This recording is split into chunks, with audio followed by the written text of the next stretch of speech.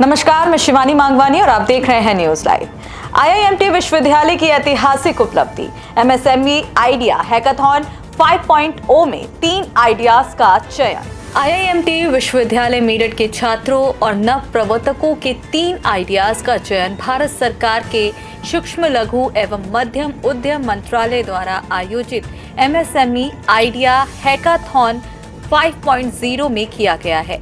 IIMT बीआईएफ ने कहा कि विश्वविद्यालय की इन चयनित टीमों को अपने विचारों को सफल प्रोटोटाइप में परिवर्तित करने के लिए भारत सरकार प्रत्यक्ष वित्तीय सहायता देगी। आईआईएमटी विश्वविद्यालय की कुलपति डॉक्टर दीपा शर्मा ने बताया कि एमएसएमई आइडिया हैकाथॉन 1.0 से लेकर अब तक कुल 8 नवोन्मेषी विचार अंकित हुए हैं, जिसमें लगभग 1 करोड़ रुपए की वित्तीय सहायता प्राप्त हुई है। आईआईएमटी विश्वविद्यालय के कुलाधिपति योगेश मोहन जी गुप्ता ने कहा कि एमएसएमई आइडिया हैकाथॉन में हमारी निरंतर सफलता यह दर्शाती है कि हम नवाचार को केवल प्रोत्साहित ही नहीं करते बल्कि उसे परिणाम में बदलते हैं। आईआईएमटी बीआईएफ आईआईएमटी विश्वविद्यालय का इनोवेशन एंड एंटरप्राइजेज सेंटर है, जो छात्रों को mentorship, seed money, co-working space और इंडस्ट्री से जुड़ाव प्रदान करता है। केंद्रीय शिक्षा मंत्रालय के आईआईसी द्वारा शीर्ष रेटिंग और क्यूएस आईगेज द्वारा रैंकिंग प्राप्त आईआईएमटी यूनिवर्सिटी मेरठ नवाचार, अनुसंधान और उद्यमिता के क्षेत्र में अग्रणी भूमिका निभा रहा है।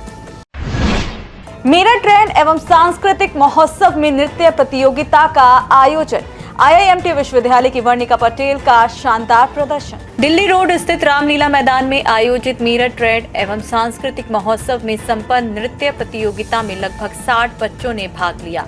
प्रतियोगिता का आयोजन 2 वर्गों में किया गया, जिसमें शास्त्रीय नृत्य और पाश्चात्य नृत्य शामिल रहे। शास्त्रीय नृत्य श्रेणी में प्रथम स्थान पर यश, जबकि दूसरे स्थान पर आईआईएमटी विश्वविद्यालय के पत्रकारिता विभाग की छात्रा वर्णिका पटेल रही। इसके अलावा अव्या ने तृतीय स्थान हासिल किया। मेरठ ट्रेंड एवं सांस्कृतिक महोत्सव के लंदन स्ट्रीट कार्निवल के अंतर्गत गायन एवं चित्रकला प्रतियोगिता का भी आयोजन किया गया। सभी विजेताओं को ड्रीम प्रोडक्शन के निदेशक नीरज जैन और इवेंट्स पैराडाइज के निदेशक दीपक जैन ने पुरस्कृत किया। प्रतियोगिता में निर्णायक प्रसिद्ध कोरियोग्राफर प्रज्वल उपाध्याय रहे। सुप्रीम कोर्ट से अरुणाचल प्रदेश के मुख्यमंत्री को झटका, सरकारी ठेकों के मामले में सीबीआई जांच का आदेश। अरुणाचल प्रदेश के मुख्यमंत्री पेमा खांडू को सुप्रीम कोर्ट से बड़ा झटका लगा है। कोर्ट ने सीबीआई को मुख्यमंत्री के परिवार से जुड़ी कंपनियों को सरकारी ठेके देने के आरोपों की जांच का आदेश दिया है। यह मामला 1270 करोड़ रुपए के ठेकों में कथित अनियमितताओं से संबंधित है, जिसमें प्रेमा खांडू के परिवार की 4 कंपनियां शामिल हैं। सुप्रीम कोर्ट ने अरुणाचल सरकार को सीबीआई के साथ पूर्ण सहयोग करने का निर्देश दिया है और राज्य के सर्वोच्च अधिकारी मुख्य सचिव को केंद्रीय जांच एजेंसी के साथ समन्वय के लिए एक नोडल अधिकारी नियुक्त करने को भी कहा है। सुप्रीम कोर्ट ने कहा कि राज्य यह सुनिश्चित करेगा कि कोई भी रिकॉर्ड नष्ट न हो। कोर्ट ने आदेश में स्पष्ट किया है कि सीबीआई नवंबर 2015 से 2025 तक के बीच हुए टेंडर और ठेकों के आवंटन और उनके अमल में लाए जाने की प्रक्रिया की जांच करेगी। निवेश और स्वरोजगार का नया हब बनेगा उत्तर प्रदेश। हर महीने खुलेगी 10 नई food processing unit. Uttar Pradesh में खाद्य प्रसंस्करण नीति 2023 का असर जमीन पर दिखने लगा है।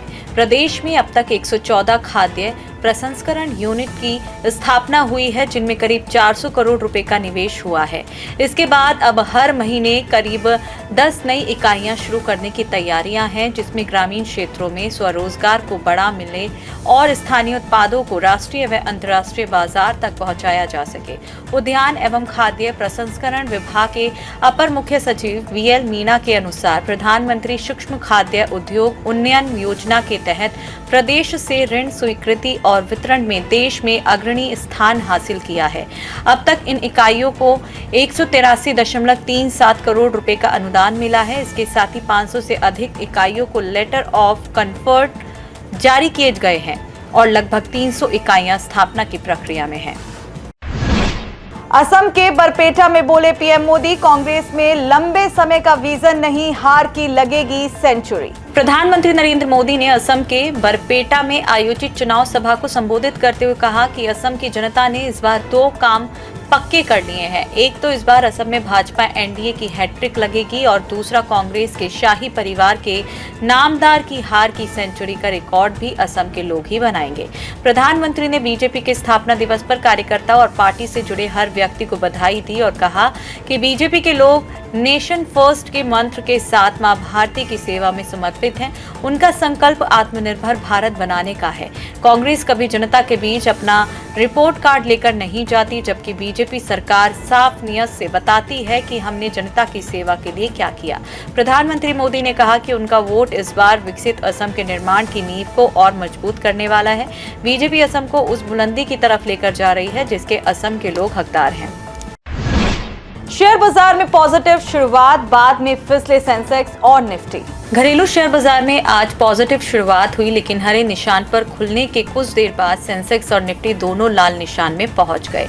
इस दौरान सेंसेक्स 73,319.55 के मुकाबले 158 अंकों की तेजी के साथ 73,477.53 पर खुला, लेकिन कुछ ही देर में 150 अंक गिरकर 73,168.70 अंक पर आ गया। इसी तरह निफ्टी 22,713.10 के मुकाबले 67 अंक चढ़कर 22,780.30 पर ओपन हुआ और बाद में 39 अंक गिरकर 22,674.05 पर आ गया। वहीं रुपया आज 93.06 प्रति डॉलर पर बढ़त के साथ खुला। सराफा बाजार में फिर तेजी, सोने और चांदी की बड़ी कीमतें। घरेलू सराफा बाजार में एक बार फिर सोने चांदी की कीमतों में इजाफा देखने को मिला। 24 कैरेट सोने की कीमत 1,47,000 रुपए प्रति 10 ग्राम के पार पहुंच गई और चांदी के रेट में भी भारी बढ़ोतरी नजर आई। IBJarts.com के अनुसार 999 शुद्धता के सोने का रेट करीब 2,000 रुपए के तेजी के साथ 1,47,891 रुपए प्रति 10 ग्राम और 995 शुद्धता वाले सोने का रेट 1,47,299 रुपए प्रति 10 ग्राम दर्ज किया गया। इसके साथ ही 999 शुद्धता की चांदी की कीमत करीब 6 रुपए बढ़कर 2,31,028 रुपए प्रति किलोग्राम रिकॉर्ड की गई। आज के लिए बस इतना ही। कल फिर मिलेंगे देश और दुनिया से जुड़ी नई जानकारियों के साथ। तब तक के लिए देखते रहिए और सब्सक्राइब करिए IIMT मीडिया।